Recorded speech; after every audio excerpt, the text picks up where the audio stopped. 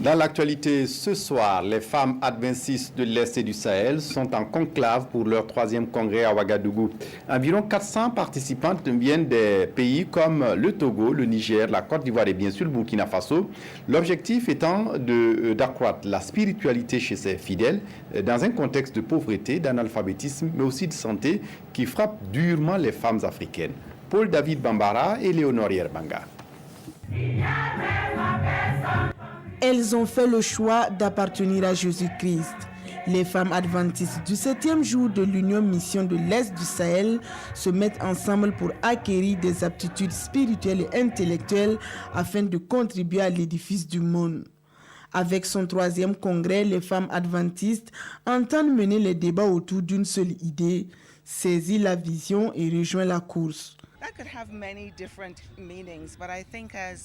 Nous pouvons donner beaucoup de définitions à cette phrase, mais ici nous voulons parler du travail des femmes d'ensemble. Souvent la société ou bien le monde du travail rend les femmes coupables. Parce que c'est comme si elles ne font pas bien au travail ou bien elles délaissent le foyer. C'est ce que nous voulons essayer d'aider les femmes à trouver. Comment jongler les deux pour qu'il y ait un équilibre, pour que tout se passe bien. And we could get so much more done. Et pour ce faire, les femmes recevront au cours de ce congrès une formation au leadership et aux pratiques à même de les guider dans la société. On ne doit pas voir seulement des hommes et des hommes un peu par-ci, un peu par-là.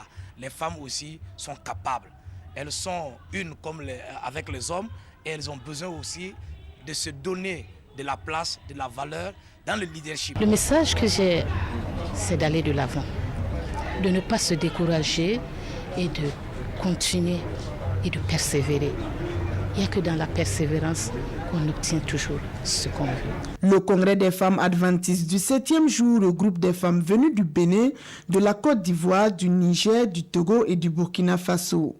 Il ambitionne soutenir, encourager et stimuler les femmes dans leur pèlerinage en tant que disciples de Jésus-Christ.